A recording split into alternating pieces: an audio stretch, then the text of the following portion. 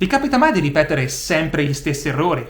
Perché a me succede un sacco di volte. Ho ricominciato questo video un sacco di volte. Ok, lo sport è sinonimo di cura e crescita personale. Forse per questo mi piace davvero così tanto. E video come questi, nei quali metto in mostra i miei punti deboli, sono estremamente importanti. Per me, per fare una sorta di autoanalisi. Per voi, per fuggire il più possibile da queste debolezze.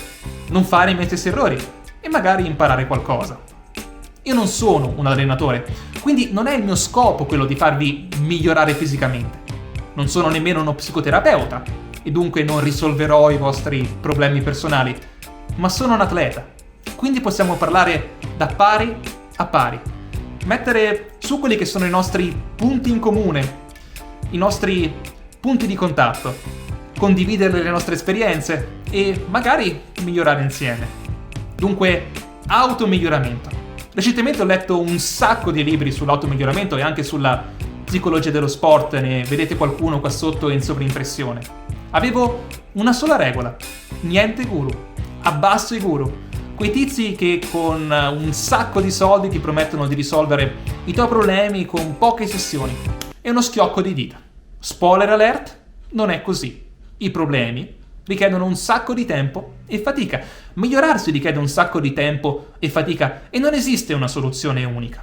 E forse questa è l'unica lezione che posso darvi oggi. Il primo passo consiste nell'identificare i difetti. E per fortuna che la mia mente cervellotica ci ha pensato da mo'. È da un sacco di tempo che ho individuato i principali motivi che qua dentro mi hanno impedito di realizzare il massimo del mio potenziale nell'atletica e hanno messo lo zampino anche un po' nella vita. Sapete come per me queste due cose sono più o meno dei vasi comunicanti.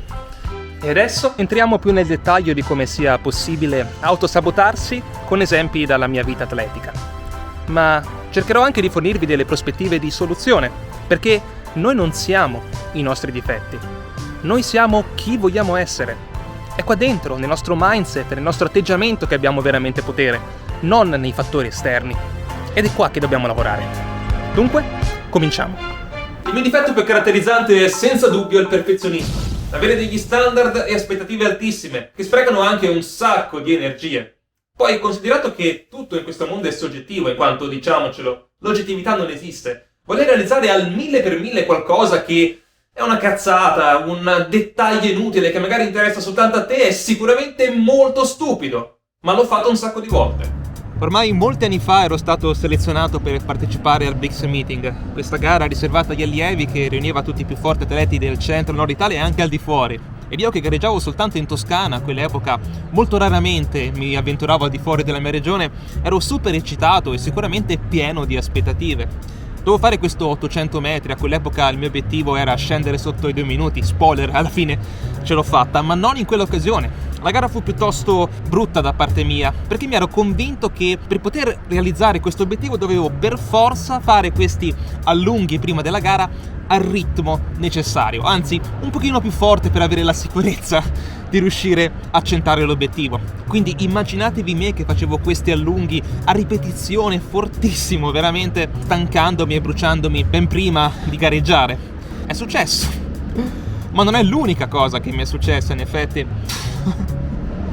Molto a lungo ho avuto il vizio di correre al ritmo gara prima delle manifestazioni, il giorno prima, 2 giorni prima. Immaginatevi 1000 metri al ritmo del 3000 che avrei dovuto fare il giorno dopo, come è successo al Gran Premio del Mezzofondo di Trento. Anche lì una grande condizione rovinata dalla mia mania di controllo. In questa triste storia al perfezionismo si aggiungono altre 2 brutte bestie, come se una non fosse già abbastanza: l'ostinazione e il senso di inadeguatezza.